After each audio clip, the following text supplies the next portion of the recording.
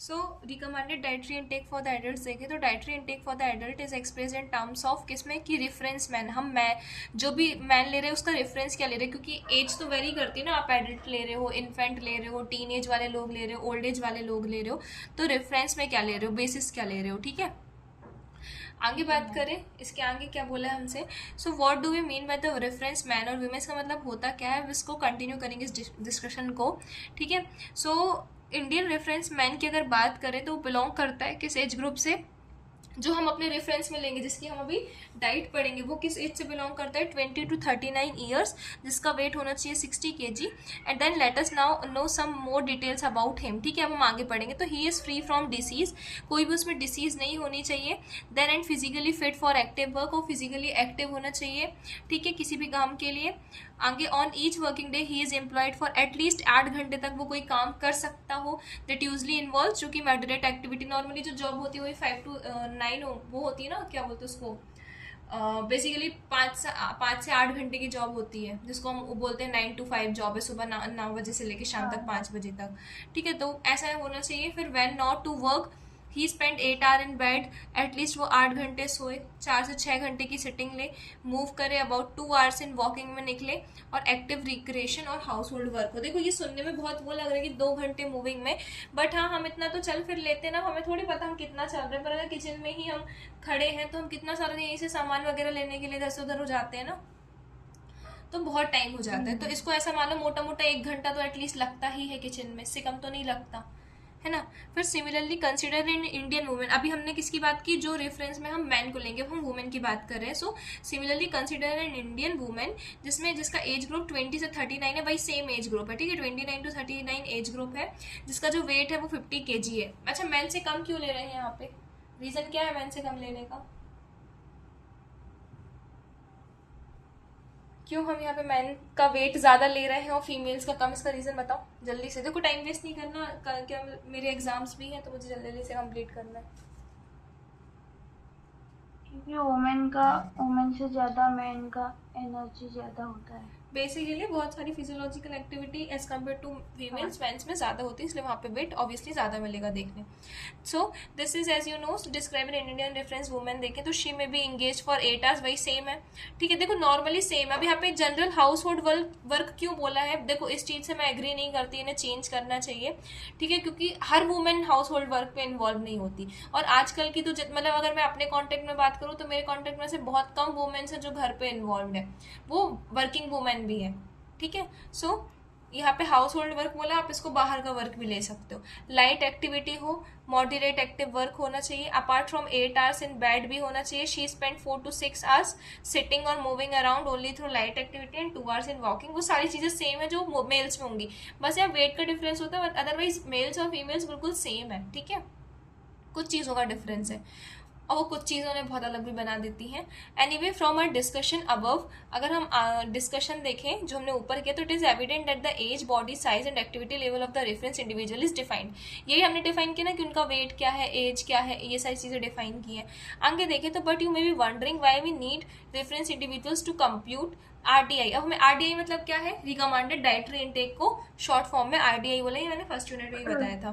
So this is because there is great variation in the nutrient need, obvious सी बात है, जो जहाँ रहेगा जिस एज का होगा उसकी न्यूट्रिएंट नीड वेरी करेगी, है ना, बेस्ड ऑन उनका एज क्या है, सेक्स क्या है, बॉडी वेट क्या है।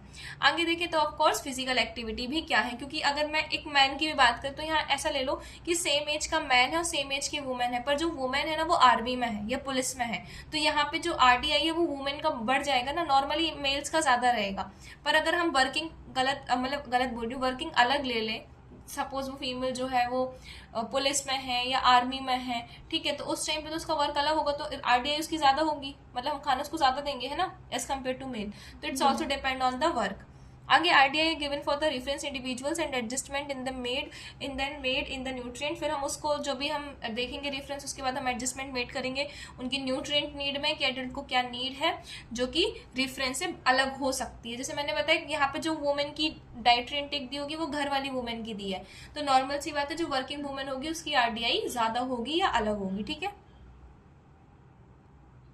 इसमें कोई डाउट है, नो मैम। ठीक है। आगे बढ़ते हैं, आरडीआई पढ़ेंगे अब। देखो यहाँ पे दिया है मैन का रिकमेंडेड डाइटरी इनटेक, यहाँ दिया है वुमेन का। कितनी एज ले रहे हैं? 29 से 30, ठीक है। तो यहाँ पे एनर्जी की बात करें तो ये हमें थोड़ा लर्न होना चाहिए कि एनर्जी एक इंसान को, ठीक है, कितनी चाहिए। अगर एक मैन का केस है तो सिडेंट्री वर्क, सिडेंट्री वर्क मतलब जो बैठे बैठाए काम करते हैं, जैसे आजकल वर्क फ्रॉम होम बहुत चला है ना, घर से काम करते हैं लोग, तो that is known as sedentary work, जहां पे आपकी बॉडी में फिजिकल एक्टिविटी बहुत कम होंगी। तो उस टाइम पे आपको एनर्जी 2425 एनर्जी आपको रिकमेंडेड होती है, ठीक है।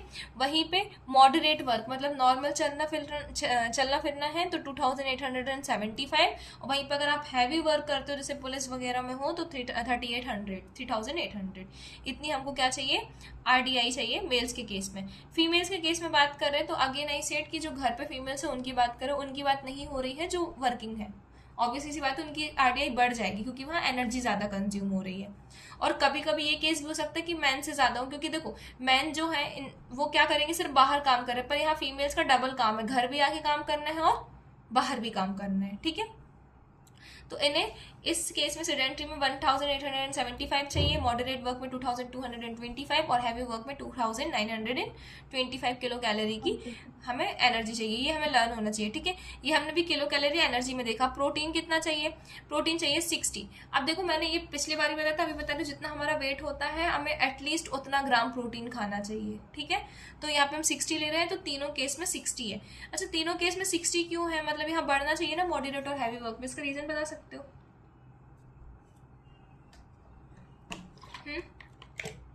No ma'am.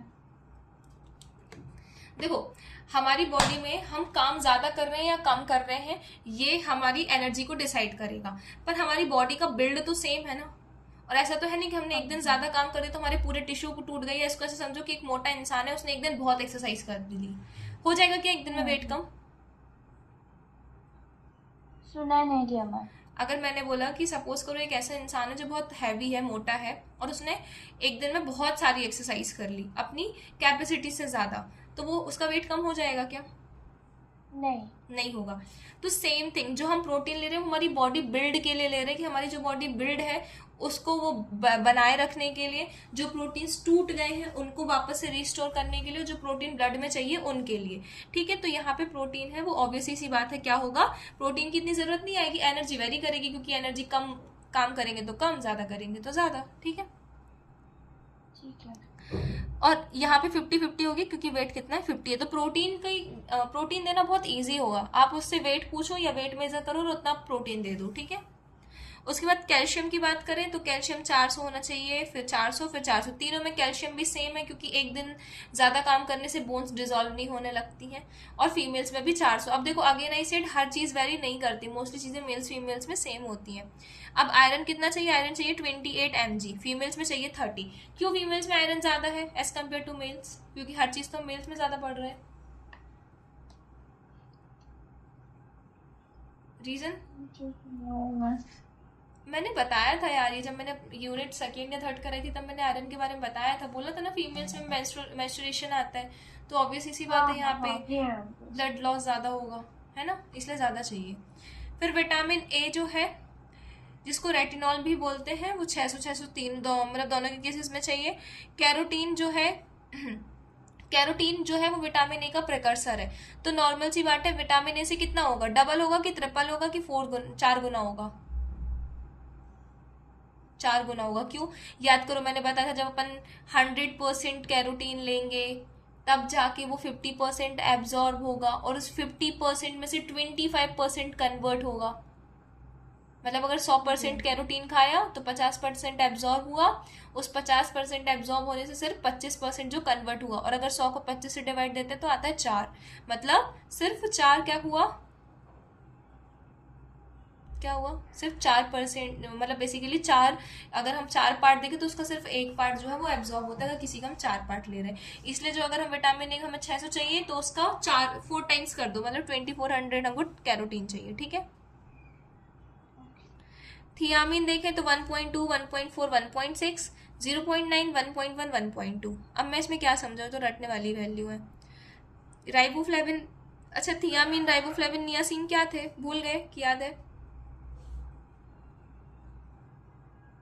मैम याद है। क्या है, क्या है ये?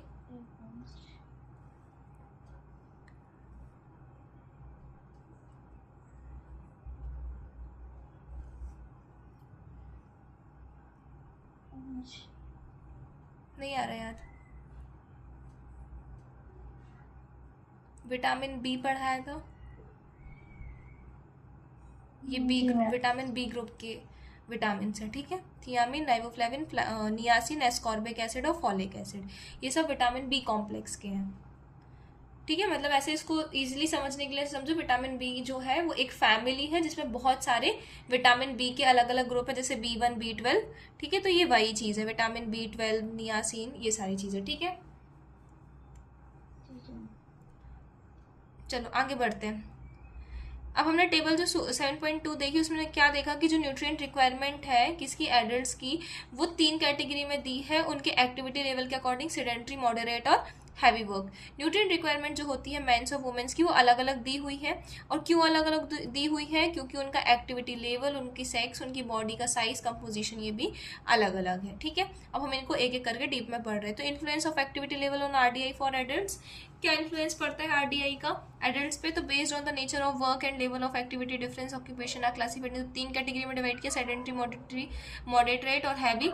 सेडेंट्री मीनिंग में क्या होगा कि पर्सन जो है वो, मैंने भी बताया ना, बैठकर काम करेगा, ठीक है। जैसे टीचर्स, टेलर्स हो गए, क्लर्क्स हो गए, ऑफिस एग्जीक्यूटिव, हाउस वाइफ्स, ये सब क्या है, बैठ के काम करती है। मॉडरेट बात करें तो मॉडरेट में क्या होगा, लाइट और थोड़ा बहुत काम होता है, जैसे नॉर्मल एक्टिविटी चल रही है, ठीक है, जिसमें जो हैंड्स हैं और फीट है वो कंटिन्यूसली मूवमेंट में है पर बहुत ज़्यादा नहीं है, ठीक है। तो इसमें कौन बोल सकते हैं, पोस्टमैन हो गया, हाउसमेट्स हो गए, सर्वेंट, फिशरमैन, एग्रीकल्चर के लेबर्स हो गए, हाउसवाइफ्स हो गई, ठीक है, जिनके हाथ पैर कंटिन्यू चलते हैं पर एकदम सीवियर केस वाला नहीं। फिर हैवी बात करें तो हैवी में जिनका कंटिन्यू बहुत सारा काम होता है, जैसे रिक्शा वाला हो, उसको कितनी मेहनत लगती है रिक्शा खींचने में। स्टोन कटर्स, पत्थर तोड़ने वाले हो गए, माइंस में काम करने वाले हो गए, कुलीज हो गए जो बैग उठाते हैं हमारे, ये इस ग्रुप में आते हैं, ठीक है। उसके बाद nature of work influenced the nutrient need, obviously सी बात है, इन्फ्लुएंस करेगी। तो जो मैन हैवी वर्क कर रहा है या ऐसा वर्क कर रहा है जो बहुत ही ज़्यादा इसमें मेहनत लग रही है, तो needs an additional supply of energy, इससे तो हम एग्री करते हैं। जो मॉडरेट और लाइट काम करो उन्हें कम लगेगी, ठीक है, तो उनसे अगर हम कंपेयर करें तो आरडीआई फॉर एनर्जी एंड जो बी विटामिन है ये बेस्ड होते हैं किस पे, एक्टिविटी लेवल पे।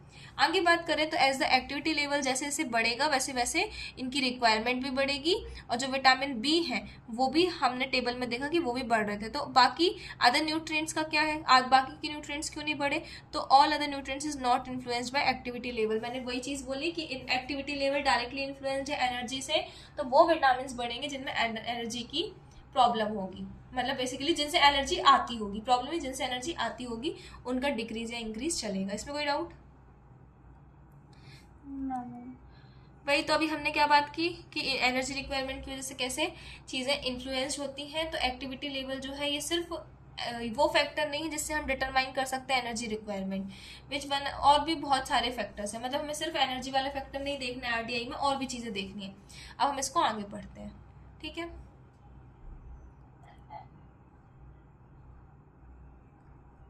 इसको पता है नोट से ही पढ़ाना चाहिए, नोट से तो कंप्लीट हो जाएगा, इसमें तो टाइम लगेगा, है ना। इसमें बहुत ही ज्यादा है।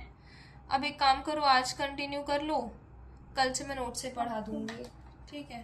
ठीक है, ठीक है। बहुत टाइम लग रहा है, एग्री कर रही हूँ मैं इससे। सब यूनिट में भी इतना ज्यादा है।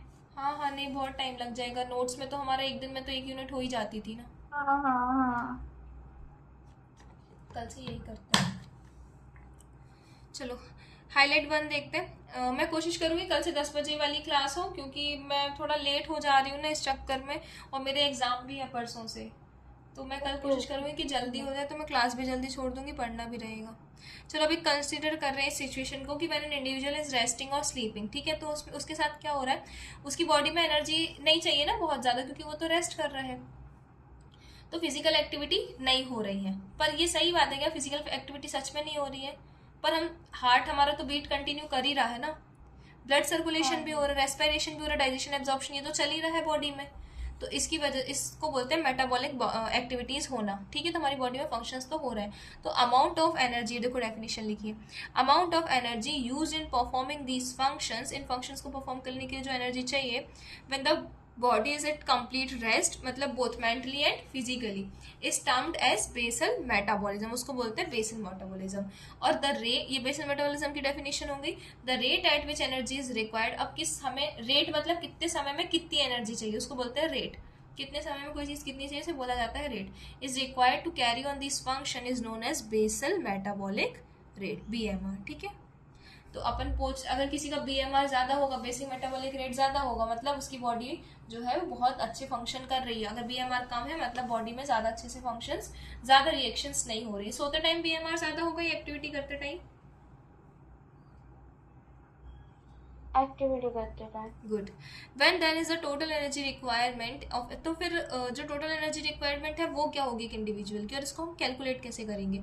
तो हम एक बेसल मेटाबॉलिज्म रेट बीएमआर लेते हैं एक इंडिविजुअल का as a foundation for calculating total energy requirement, जिससे हम पूरी टोटल एनर्जी कैलकुलेट करते हैं। तो to the basal metabolic rate, energy is required for performing other physical activity, जैसे चलने के लिए भी चाहिए, खेलने के लिए भी चाहिए, और बहुत सारे वर्क, ठीक है।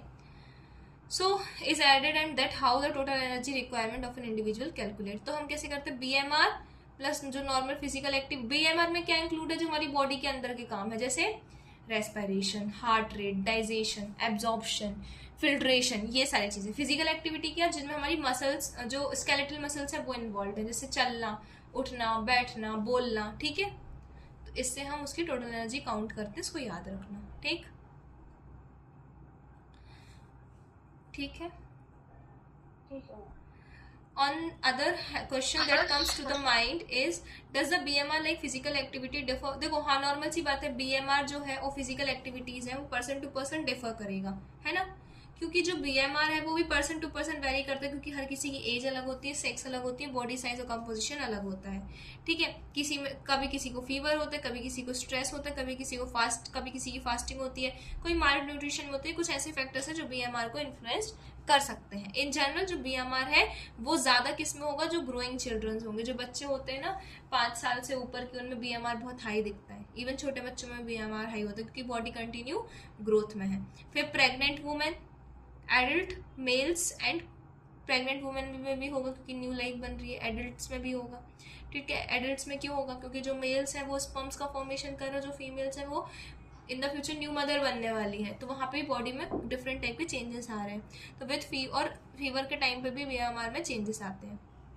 जो कि फास्टिंग और स्टारवेशन के टाइम पे कम हो जाता है, लो हो जाता है, ठीक है। So the influence of body size composition और IDI फॉर एडल्ट्स, ये हमें दिया था, हमने इसमें क्या देखा कि न्यूट्रिएंट्स जो है वो मैन और वुमेन की अलग डिफरेंट है, इसलिए मैं बुक से नहीं पढ़ाती हूँ। एक ही लाइन को 50 बार बोलते हैं लोग, देखा होगा एक ही चीज को हमने कई बार बोल दिया ना।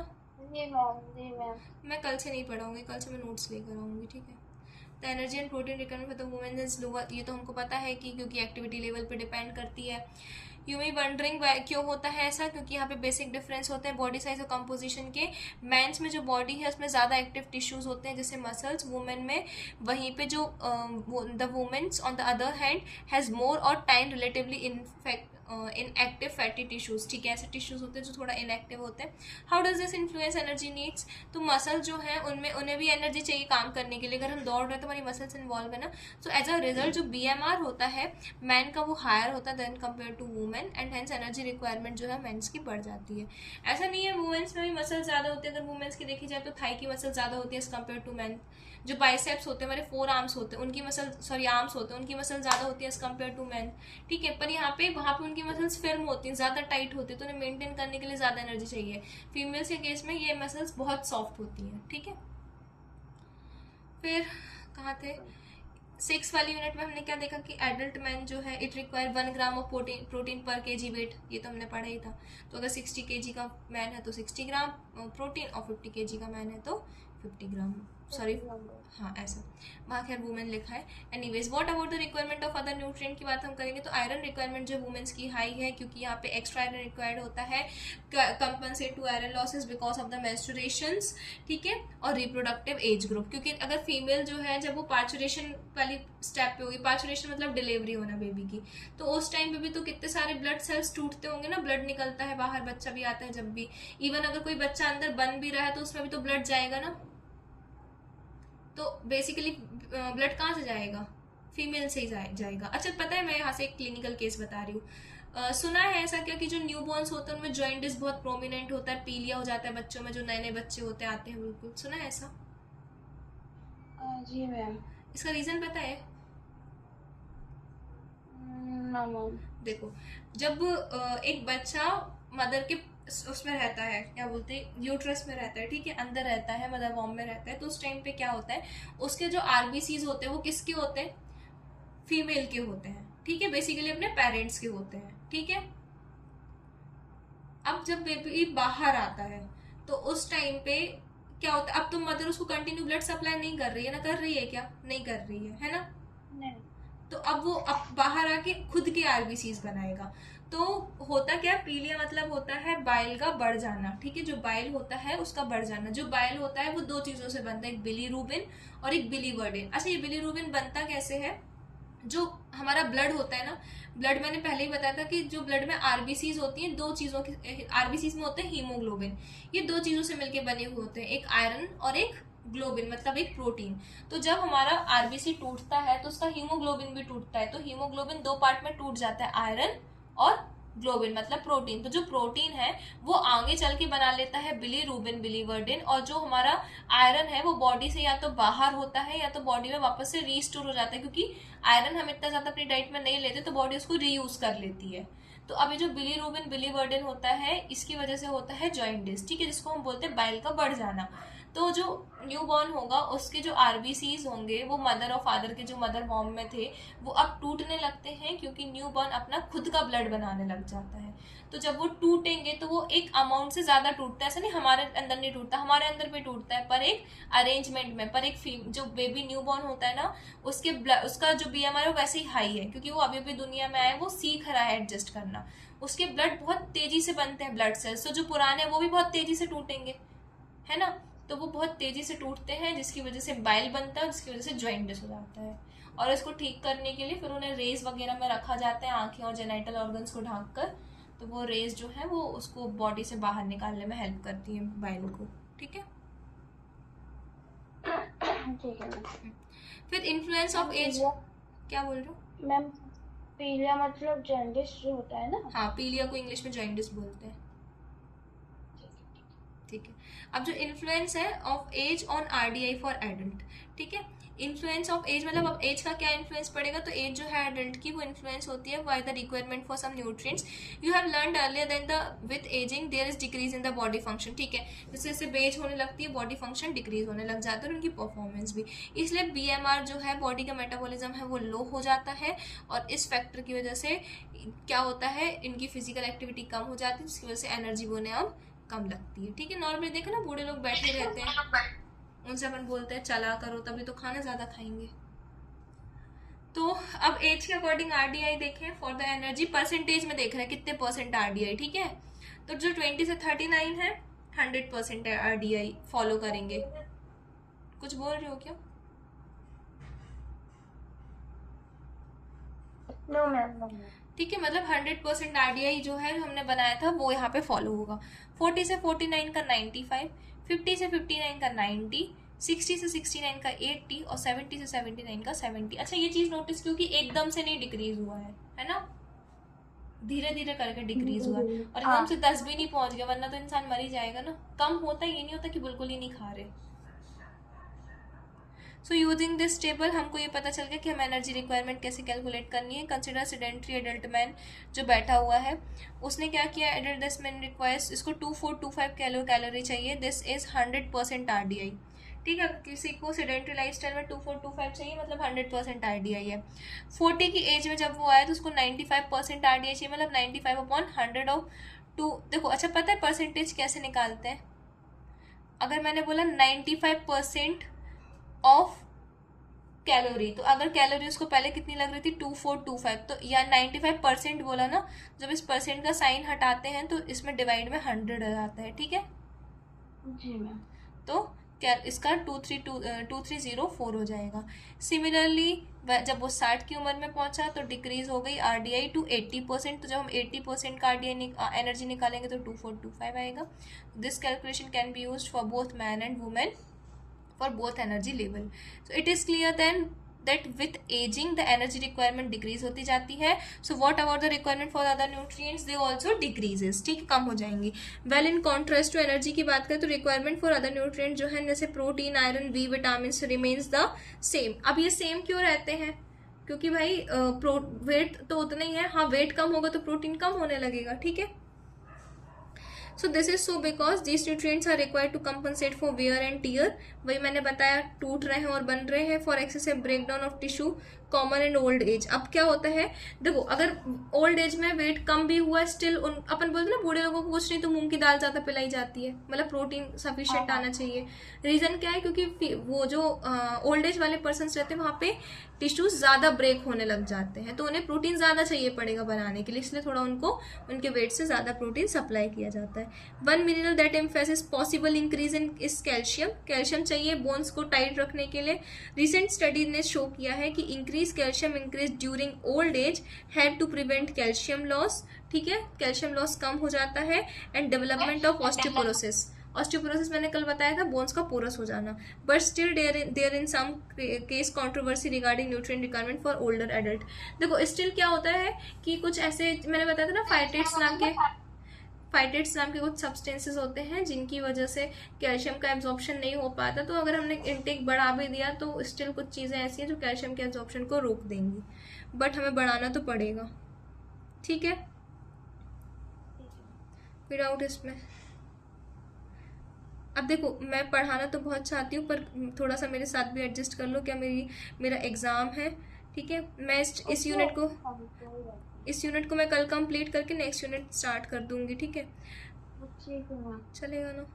आप नोट भी ले आओ क्या, आपको भी इसमें हाँ थोड़ा इजी पड़ेगा, टाइम भी नहीं लगेगा। और ऐसा देखो मेरे नोट्स जो है ना वो पूरा बुक कवर करते, इवन बुक से अच्छे ही है। बुक्स को हम कब तक पढ़ते रहेंगे, कितना बड़ा एक चीज़ को बार बार रिपीट कर रहे हैं।